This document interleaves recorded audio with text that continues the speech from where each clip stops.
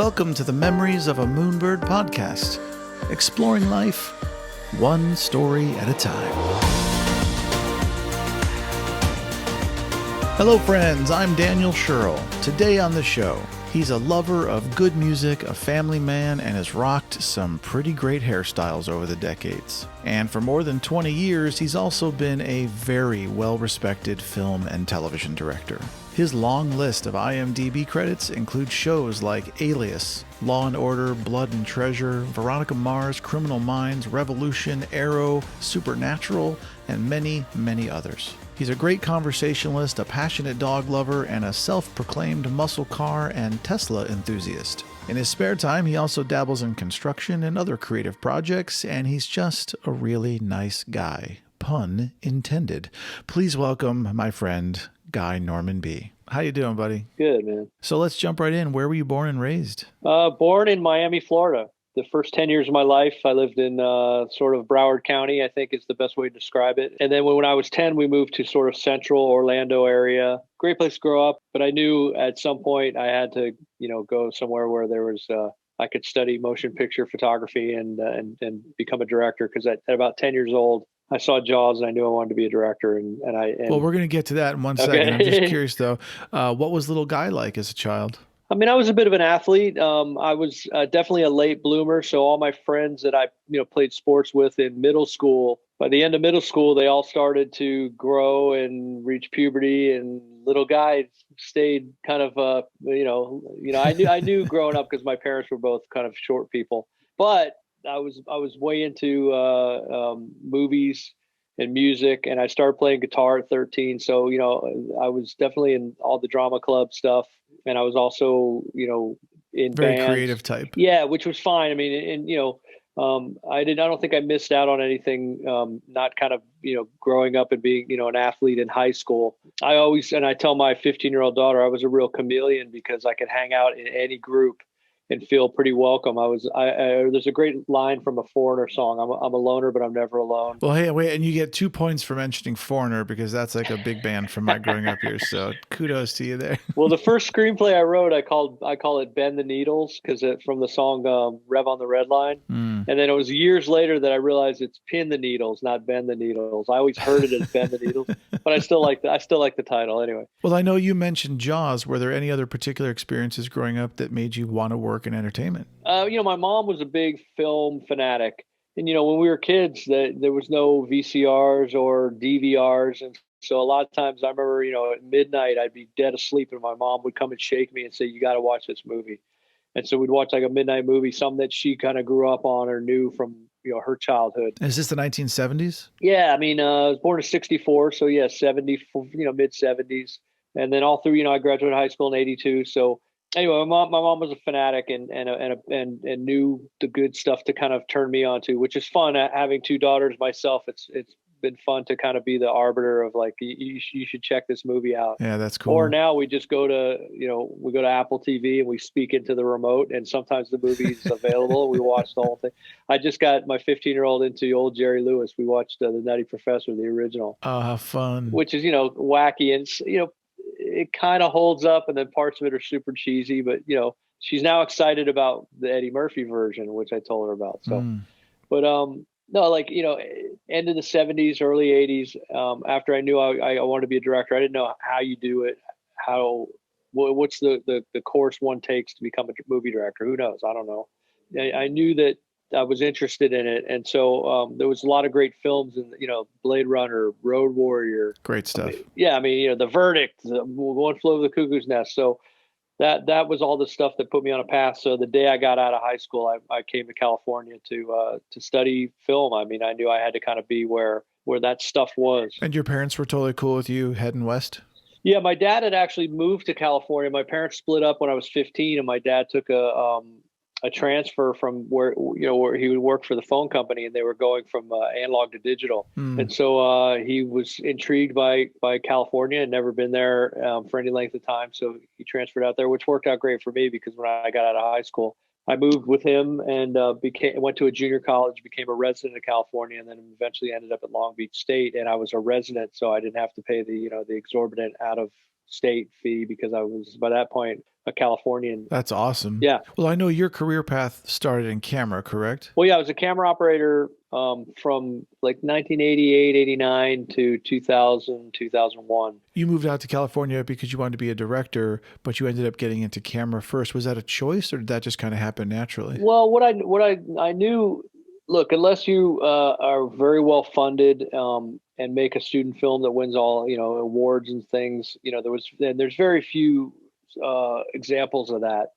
You're not going to, at 24 years old or 22 years old, going to become a director. It's just not going to happen. So right. When I was in college, I had a couple guys. When I was a junior, they were seniors, and when they graduated and I became a senior, they got jobs at a camera rental house, kind of like Panavision. That we were a smaller, like indie kind of boutique-y one, representing this new camera from Austria called MovieCam. There's also Aeroflex, was a big camera manufacturer, German. And they rented those cameras. So as sort of an internship, if I finish a class at like 10 or 11 or in the morning, I would get in my car in Long Beach and drive up to West Hollywood or West LA and just intern. I'd clean filters and wash tripods or whatever, not so much for credit, but just to hang out with my buddies. And so basically before I even graduated college, my senior year, I was offered a job. The boss said, "Hey, look, we always need somebody to go drive the truck and pick up equipment and do what you're doing, cleaning filters or whatever, sort of the manual labor that these two guys that, your contemporaries don't want to do anymore." So I had a job, I graduated and like 3 days later I showed up for work. So that was a good feeling. That's awesome. Rental house that I worked for was the rental division of a company called Cinema Products. And Cinema Products manufactured this piece of equipment called the Steadicam, which became, that sort of led me into that. We rented two of them. And so my guys that were a year ahead of me, they were really interested in cameras, and I was really interested in the Steadicam. So what would happen is they'd get a call for somebody to rent the Steadicam. And it really is like a box of widgets and gadgets and screws and cables. Yeah. And they weren't quite sure what to put in the box. They would go, "I think, you need a couple of these." And so I said, "Look, somebody's got to take the bull by the horns here." And because if somebody's renting this, they don't want to get all the way out on location and realize that they're one widget short of the thing that they need to, make this work. So, but what I ended up doing was saying, okay, I'm going to figure out exactly what needs to be in this box when we rent it. So when somebody calls up to rent it, I'm going to have a checklist of everything I need that needs to go in here. I'm going to color code stuff. I'm going to make an inventory. I typed up a list, took it over to Kinko's. I laminated it, made a couple of them. I had one that I stuck to the wall. I had one that I stuck on the inside of the case with double-sided tape. And I said, okay, every time this thing comes in or goes out, this is what has to be in the box. This is the essentials of this thing. My boss was so impressed that I did that he started sending me to workshops and things that that Cinema Products sanctioned. And I literally learned how to do Steadicam from the guy who invented it, which is like learning Garrett Brown. Yeah. I was like, well, that, it's sort of like learning how to fly a jet fighter by Chuck Yeager. You got the pioneer, that the guy that invented it literally. And these workshops, the instructors were guys that were working professionals, had done huge movies, and I looked up to all of them.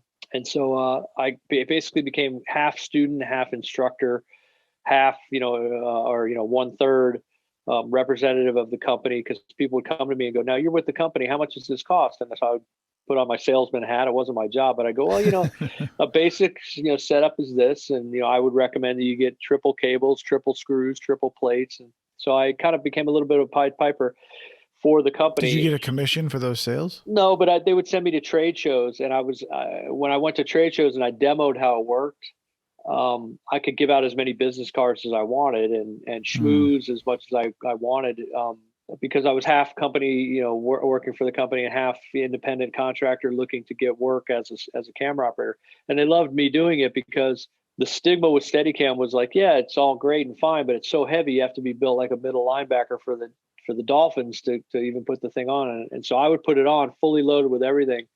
And at the time, this is a while ago, I was like 130, 135 pounds, and I'm carrying around like 60, 70 pounds of camera. And I'm walking around like a ballet dancer floating around, and people are like, "Oh, I always thought you had to be like a, middle linebacker." And I'm like, no, it's more like being a ballet dancer or a matador. It's like using your body. And it was fun to kind of, be in that role. And then of course, what ended up happening is once I went out on my own, I had like all these contacts I had made at trade shows and people that knew I knew what was going on with the equipment. Plus all those instructors that were like big guys and already making big movies.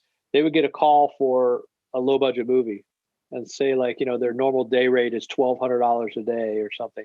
This low budget movie would say, I only have 500 a day. Can you do it? And they'd go, no, I can't, but I have a young man that's starting out. Let me give you his number.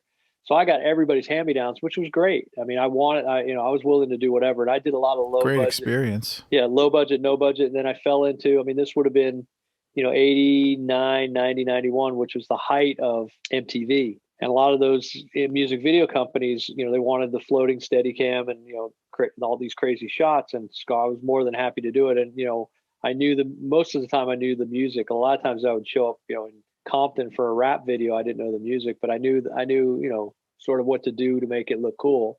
But I did get to work with a lot of my heroes. I mean, I was just looking through some tapes I had because I used to videotape stuff right off the video tap of the camera. I can't find them now, but I was digging through and I found a whole bunch of a Van Halen concert I did in '92. Oh, how cool! And so I'm sitting here, kind of getting a little weepy watching all this great stuff coming up to Eddie, and Eddie, giving me thumbs up, and it was pretty cool. So I got to work with a lot of my heroes, and what was fun is we'd sit down for lunch and they'd gather around me and go, tell me about the Steadicam. This is really interesting. I'm like, wait, tell me about your guitar playing. I'm a huge, massive fan.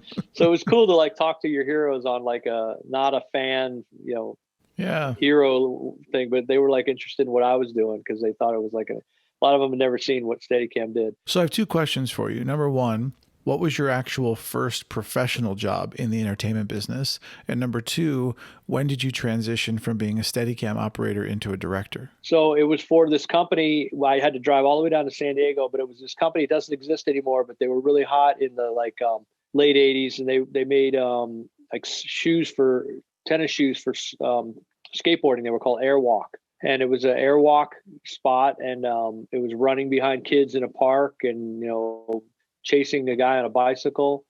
And so that was the first time a production company hired me and I had to do a W-2 and as a freelance independent contractor.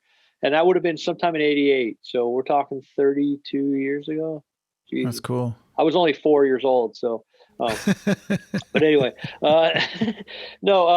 So that would have been my first professional gig as a freelance camera operator, way before I got in the union. I didn't get in the union until March of '91. So I had to do everything I had to do. And that's the camera union, not the directors union. Yeah, it would have been Directors Guild. IATSE Local 600. What does IATSE stand for? International Alliance of Theatrical and Stage Employees. And it was cool. I mean, I got in the union as a camera operator at 26 years old, which was the traditional way to go kind of become a camera operator is you start out as a loader. You would load film in a darkroom for a couple years. Then you would go out there and you'd hit the sticks. You'd be a second assistant cameraman. Then you'd be a first assistant, which is in charge of focus and, the general maintenance of the camera. So then maybe after 10, 15 years, you could be an operator. So for a 26-year-old operator to walk on the set.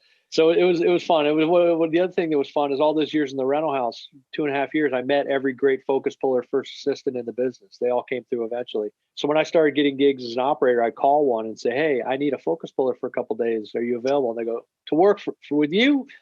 Absolutely. So it was a lot of fun to have those guys that, who a year earlier I was like, can I get you a cup of coffee, sir?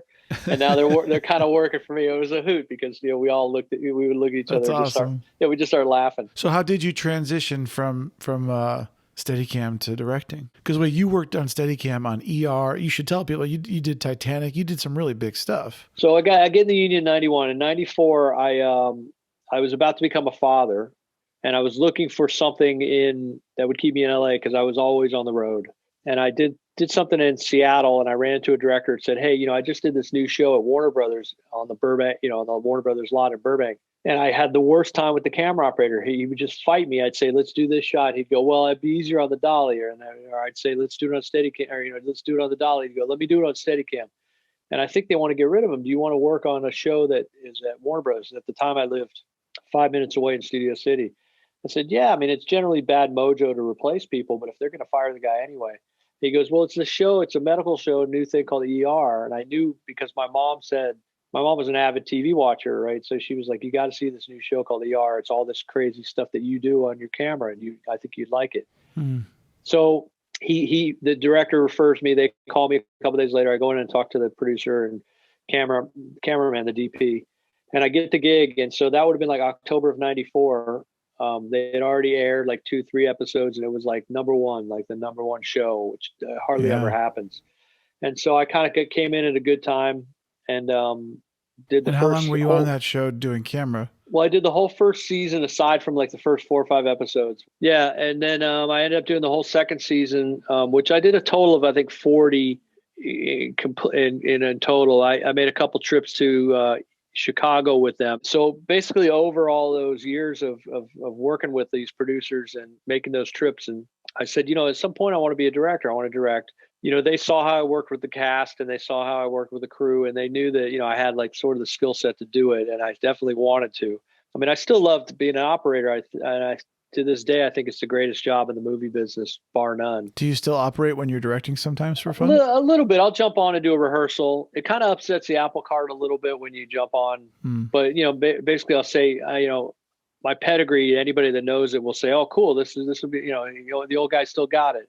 Or I'll say to my operator, go watch the monitor. If I do a take, make sure I'm not photographing microphones and C-stands, because I'm going to be looking for performance and composition more than I am for the technical stuff, which as a camera operator, you're kind of more, the performance and all that stuff. That's the director's gig. So anyway, your brain shifts when you make that transition.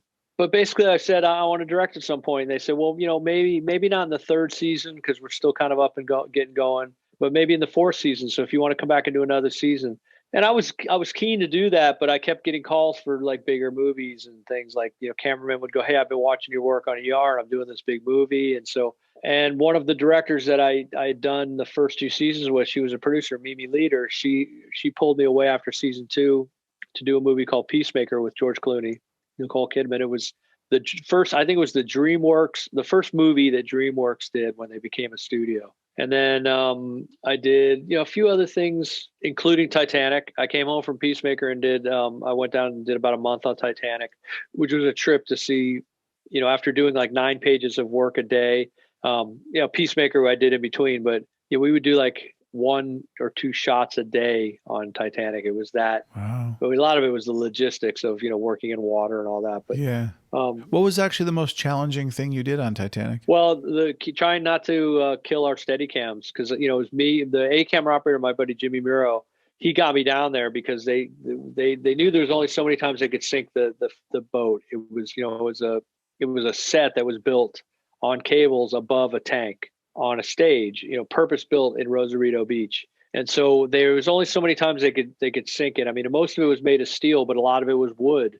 And they said, for the climactic scene in which, Billy Zane and David Warner are chasing Kate and Leo down the stairs, and they're shooting at them, and there's a whole bunch that got cut out of the final cut of the movie that we shot. Every time we bring it upright, we dry everything off, and they had like a crew of 100 little Mexican guys that would come out there and dry everything and replace all the settings and the lights. I mean, everything that got wet. Wow, that's crazy. Yeah, there was only so many times. So they said, "Let's get another Steadicam down here. Let's get another 2 or 3 cameras down here. I mean, we're gonna do this thing until we can't do it anymore, and then that's it." So Cameron knew there was only so many times. So I came down. I mean, I would sit some days for like almost all day in anticipation of shooting something, and maybe we just start to shoot something, and it was pretty crazy. Like I said, a lot of what we did shoot never made the final cut. But it was trying to keep. We wrapped everything in plastic, because as the boat started to sink, figuratively, I guess, on the cable rig, water would fill up the set, and it would start. We were in dry suits, but the Steadicam and motion picture cameras, was Panavision cameras. They're full of electronics, so we had to wrap everything in plastic and tape everything. And as soon as they yelled cut, we'd push everything up above the water, because we were now like chest deep in water.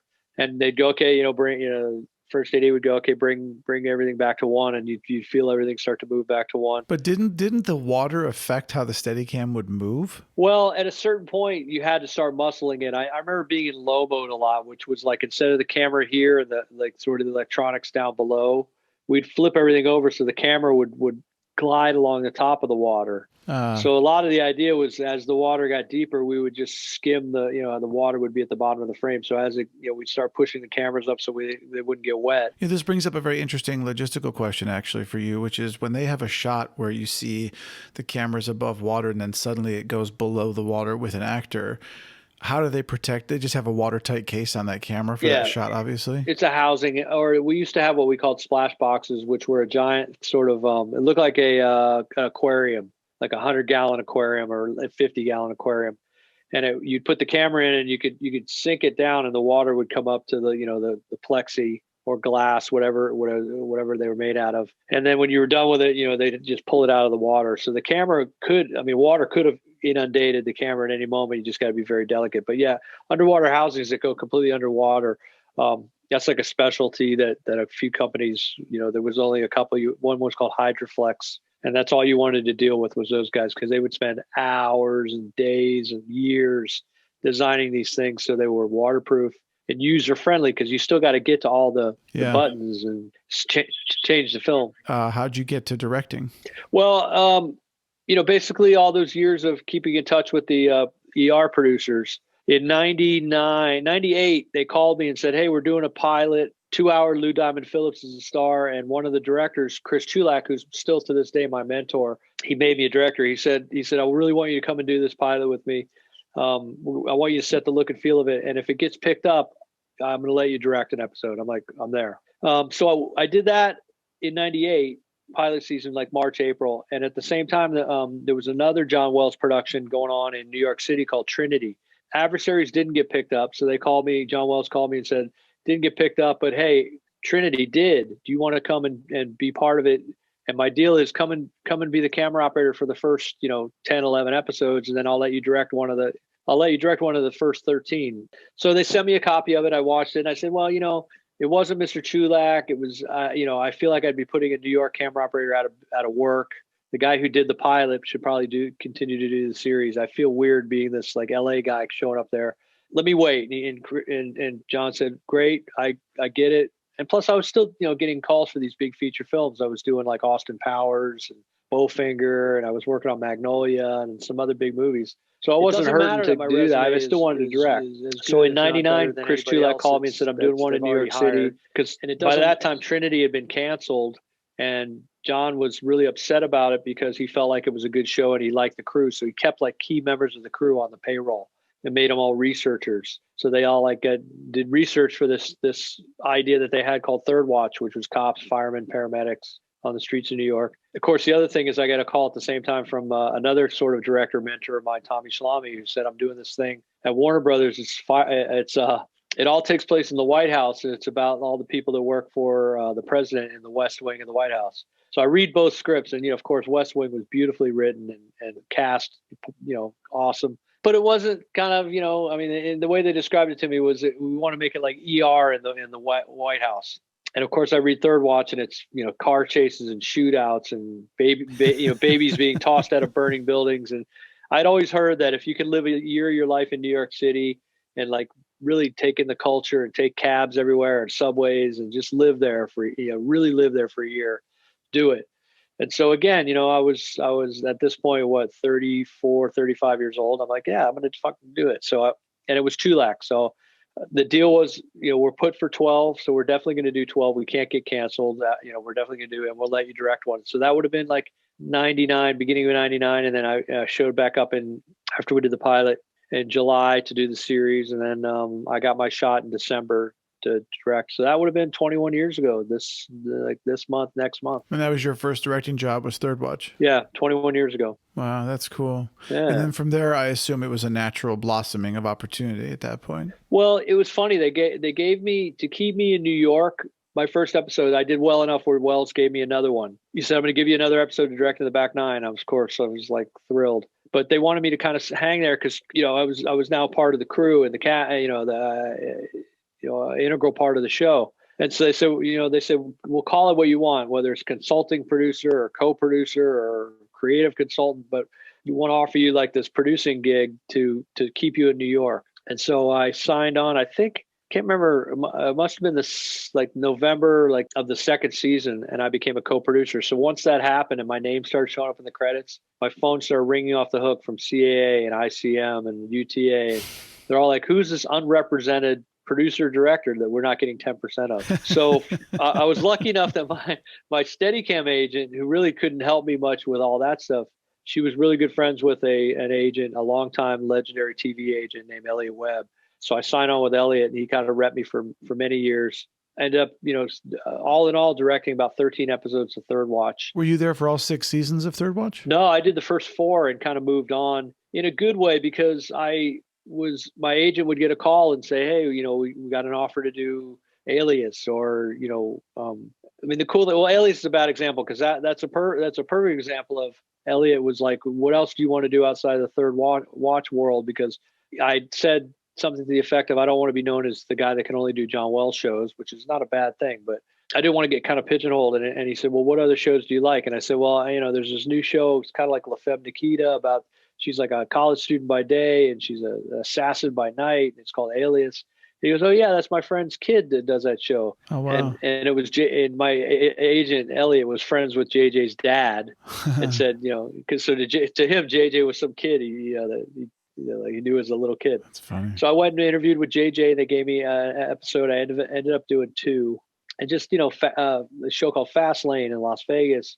I sort of found that wheelhouse of like some good, like very cinematic, and like some good action and shootouts and car chases and stuff like that, which was you like muscle cars yourself, correct? Yeah, which is a good wheelhouse for me. I mean, I really liked when I would get something that wasn't like I fell into Veronica Mars, and I really enjoyed that, because it was like there was a good sense of humor to it. It was just kind of like good acting with these young actors that were all really great. I mean, Kristen Bell. I remember a rehearsal or take 1 of the first scene I did with her. I just kind of I knew it with our friend Vanita.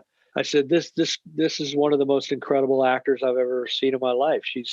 We do one take and I go, good for me. I mean, let's do another just to have it, because we're doing good on time. But I knew Kristen was pretty phenomenal way back then. What do you like most about entertainment as a director? Just telling stories. I love the fact that it's not concrete or math, that it's interpretation and subtlety and metaphor and subtext. I love the fact that as a director, you're designing in 3 dimensions. It kind of combines everything that I like, timing, pacing, music, graphics, maps, art, and there's no, again, it's not math. It's an art. What's the most challenging aspect of being a director for you personally? Believe it or not, just managing time. In TV, the clock is ticking, and you can't get too precious and over design a shot that's going to take too long to shoot. But yet at the same time, you still want to put your signature on things, and you want to do. I mean, I'm capable. All those years of being a Steadicam operator, I know camera movement really well and pacing and timing. I mean, that was our wheelhouse, and the thing that put it on the map was all that movement and timing, and it was very cinematic. And in TV, you're constantly fighting the clock. I always say we have everything, every element in the world except for the ability to stop the clock. We can't take the hands of time and stop. And so that's frustrating, but it's also a challenge when you pull it off. Have you ever considered quitting directing? And if yes, what kept you going? Well, there's a couple things. I mean, I'm really enjoying writing. It's been slow, and I'm the father of 2 daughters. So this is a very personal thing to me. There's a big push for diversity in my guild and in my industry. So the DGA, I joined 20 years ago, right? But in the the 40s, 50s, 60s, 70s, 80s, it was an old boys club, and it was a lot of white males in their 50s. Sure. And that's where I find myself now. I mean, no fault of my own. It's just the way it is. And I understand. Like I was saying, like I have 2 daughters, so I want them to have every opportunity in the world. And I'm about as socially liberal as they come, so I'm down with the cause. But at the same time, it sort of pushed me into a list of people that they won't hire until they need to hire them. And I just want to work. I just want to apply my craft, and so it's very frustrating. So in the meantime, fight fire with fire. I dusted off my old copy of Final Draft like 3 years ago, and I've written a bunch of spec, like what I would consider like streaming Netflix, Amazon, Hulu style ideas that would be great 8 to 10 episode series, half-hour dramedies. Well, this brings up a really interesting thing to talk about. Would you mind speaking to the audience about the process of scripts getting made in Hollywood? Because, sometimes I don't think people realize a script can be written, but then sit around for years at a time, even decades. Yeah, and sometimes it could be a great script, never gets made at all, or there's all these, they call them like unproduced pilots, where they actually go and shoot the entire 1 hour, 2 hour. Like that thing I did with Lou Diamond Phillips, it was a 2 hour pilot for a really cool law series. We shot the shit out of it. Lou's amazing. And NBC saw it and they liked it, but they said, at the time The Practice was on and Ally McBeal, and they said, well, there's too many law shows. So it never sees the light of day. And that's incredibly frustrating. You try and hedge your bets as much as you can and attach some talent to it and get it in the hands of some people that actually have the ability to get it made. But that's not easy, because if I know they have the ability to get something made, or they're an entity, a producer that can actually cause some buzz, and in the case of the thing that I'm working on now, if I know that, then other people, so they get bombarded, so they got to wade through this stuff, and then their reps get frustrated, and it's hard for their reps to weed out what's actually legit. But yeah, it can take a long time. Of all the legendary actors you've worked with, is there someone that was a particular favorite? No, because everybody's kind of different. I mean, it was definitely a trip working with, a Faye Dunaway or Martin Landau. But what the golden apple and the joy of it is talking about something or an idea or a concept or something you want them to do or you need them to do. Because I always say, as a director, I don't direct you. I just kind of push you in a direction. And I'm your biggest fan. I'm the first audience. I'm your coach. I want you to do good more than you want to do good. But what's fun is talking about something. It's not in the script. It's not to be shared with anybody else.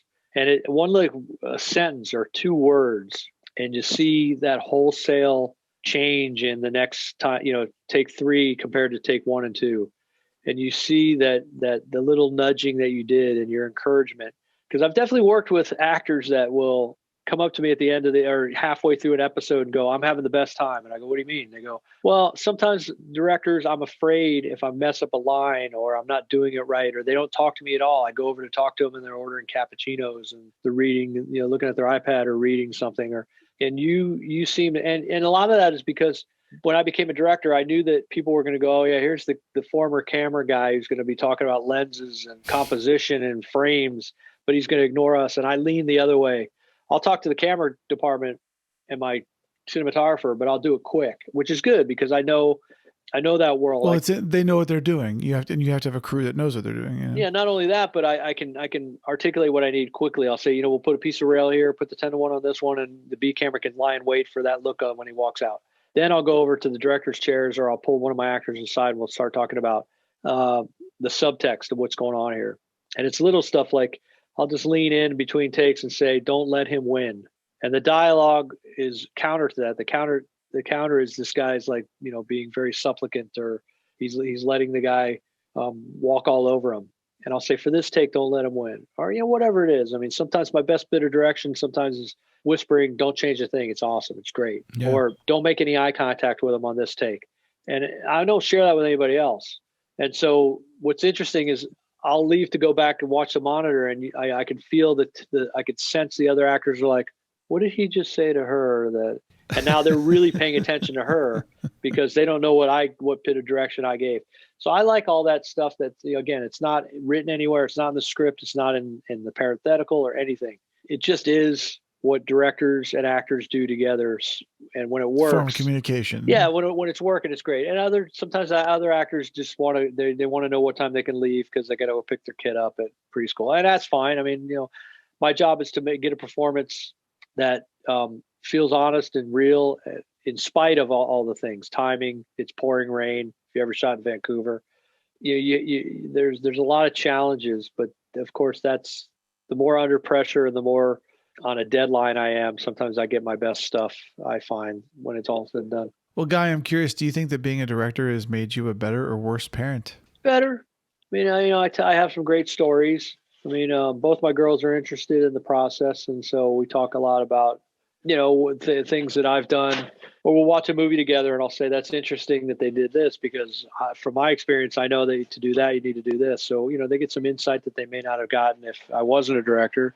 And Lulu, my 15-year-old, has definitely acted a bit and been in some stuff, and she's taken some of my tips with her to set, and it's been fun to watch the result of that. If you had to choose one thing, what's the most valuable lesson that you think you've learned so far from your career?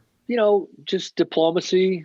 I kind of pride myself in, not favoring, because I definitely have worked with directors, or I know of directors that will, anybody that's not, above the line, they have an attitude with them on one thing, on one level, but anybody that, is not, sort of can't do anything for them, they treat them not as nice. And so I take pride in being just as friendly and happy to hang out with the PAs and the background artists than I do the stars, because the way I figure is we're all making a pie, and maybe somebody brings one little sliver of the pie, and I bring in like an eighth of it or a quarter, depending on the scene. Sometimes I'll bring in half the pie, but at the end of the day, we all want to enjoy a complete delicious pie, right? So we're all part of this, and I think if you're part of the creative team, or anything to do with a TV show or a movie, you deserve to be treated like a collaborator. Obviously, there's a hierarchy and diplomacy, but sometimes the best idea wins. And I'll be in a meeting and we're talking about something art department wise, and one of the somebody that's not like, there's production designer, art director, somebody on their team will say, there could be a cool thing where we put drapes on that window, and then the switch over to make it another room will only take 10 seconds because I can put Velcro on them. And you go, that's a great idea, do that. Whereas, there's definitely directors and producers out there that would, because it wasn't their idea, it can't be a good idea. The nice thing is my 12 years behind the camera, sitting there, I used to say is like sitting ringside at a fight, but being a camera operator is like being in the fight with the fighters, because I could overhear the actors talking to the director and giving a bit of an adjustment and seeing the result of that. And I'm in the vortex of everything that's important. That's why I like being a camera operator, because I was like the maven of everything. Hair department, makeup department would come up and talk to me, or I would before we roll, I'd go, we got to fly away or whatever. Would you tell other aspiring directors that being in camera is a great tool to have for what they want to do? For me, I don't know any other way, but for me, it was invaluable, because my first day on set as a director, it just felt, I literally was walking around going, this is the kind of stuff we would do if the director called in sick and they said, all right, Guy, you're going to, as the camera operator, you're going to direct. It was very natural, because there's a protocol and a way a set works. Somebody described it to me as, you can take the virtual temperature of a set when you walk onto it, where there's tension, where there's things that are working well and things that aren't working well. And your ability to do that as a director is pretty important. You need to know how that works, not be blind to it, or not be tone deaf to the fact that, and again, in that prep period, I get a lot of intel from every department about this set. The production designer will go, this set shoots great, but it's a pain in the ass to shoot in. So if you want to remove a wall to get back a little bit, let us know a day ahead of time, and we'll get it off.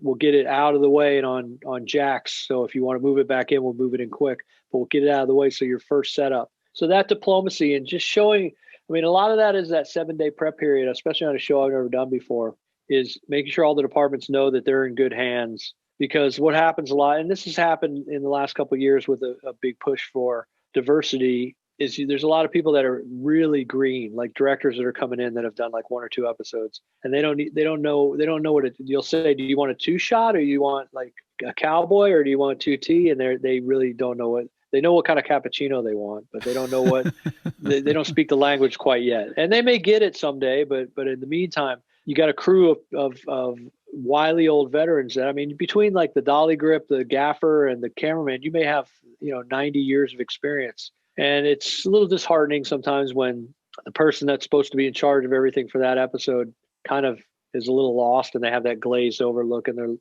their face. So for me, as hopefully a wily old veteran, if I come in within the first 2-3 days of prep, they know they're in good hands, and I have some original cool ideas, and I'm thinking in terms of, how are we going to do this, within 2 hours. Like I'm kind of checking off all the boxes. that's that diplomacy that I'm talking about. That's the one thing that that I find I'm pretty successful with. If you hadn't worked for so many years in entertainment, what do you think you would have done? Oh man, I mean, I've always liked like maps and architecture and looking at like plans. So possibly architecture or drafting or something in design. I mean, I don't sit there and stare at buildings that are beautifully constructed or whatever, but I definitely that would be something I could be attracted to. What was your favorite childhood book? Oh man, believe it or not, one that always sticks with me. I want my 15-year-old to read it. Is I think it's called PT 109, and it was basically John F. Kennedy, I think, wrote it about when he was in World War II. He was on a PT boat and it got shot down and started to sink. And I just remember that being, I mean, the words just leapt off the page. And so also The Outsiders was pretty cool. And I have a great story about that because I'm really good friends now with Susie Hinton, who wrote it. And she was a big fan of Supernatural. So a couple times that I went up to do my episodes, she would come and just be a fan. Well, that's cool. And stay with us for a week. And so I got really close with her. And I told her, I said, I'm sure you hear the story all the time, but I remember reading that book in like 7th grade. And when we all finished it, the teacher goes, okay, 2 things. The writer was 15 years old when she wrote it. And it blew our minds because he said SE, the S stands for Susan. Because it was a very tough, like, about gangs and, it was very dark and tough. Yeah. And you just assume some, 50-year-old man wrote it. And so that I told her, that really opened up my mind to like what art is, that telling stories is pretty, you don't have to fit into a mold to tell a certain type of story. What was the first movie you saw that made you cry? Old Yeller was one that we all that was a Disney one where the dog dies. Spoiler alert. Well, Guy, if you were elected president of the United States tomorrow, what are the first 3 things you would do, President B? Oh, man. Well, it's all the stuff that we're hoping Joe Biden will get into really quickly here. There needs to be a standardized sort of plan on stopping this virus. I mean, you got a bunch of people that have been doing nothing for the last 8 months and blaming everyone else, which is classic narcissistic, sociopathic behavior. It'd be nice to sort of work on, what all that, everything to do with kids being taken away from the parents at the border. I mean, I think that's just to call ourselves Americans and sign off on that is just embarrassing. Hopefully that'll end quick. And, some kind of healthcare that makes sense for everybody. That's not being, it's all the insurance companies are basically running that whole thing and paying off certain elected officials to push for the agenda that they want. And we need to stop that. There's too much money in government. That's the problem. Lobbyists and all that. One of my favorite questions to ask on the show, which I always like to credit Jolene with because she's the one that actually came up with this question for me. But if you could sit down for 4 hours in an old-timey pub with one person from all of human history, alive or dead, excluding any members of your own family and any prophet like Jesus, Moses, or Muhammad, who would you sit with? What would you drink? And what would be the first question you would ask them? To me, Paul Newman was my favorite actor. Still is. It'd be cool just to hang out and have a drink with him. Okay, so you and Paul Newman, you're sitting in this old pub. What are you guys going to drink? Oh, God, just beer. He looks like a beer guy. I used to see him. He co-owned a IndyCar team, and so I would go to IndyCar races like Long Beach and Vancouver. And I used to see him, 25 feet away or whatever, sitting in the stand, or the pit box. And all I wanted to do was see his eyes, and he always had the thick Wayfarer sunglasses on. And I always felt weird yelling at him, saying, take your glasses off. I never did that. I used to go, fucking Paul Newman right there. So you and Paul Newman are sitting in this old pub and you're drinking a couple of beers. What's the first question you're going to ask him? What was your favorite thing that you did as an actor? I know what my favorite things he did are, but it'd be interesting to see if it's something from early in his career or later in his career. Yeah. What's your guilty TV pleasure? I don't know if it's guilty, but I like all the home improvement, Homes on Homes, Property Brothers.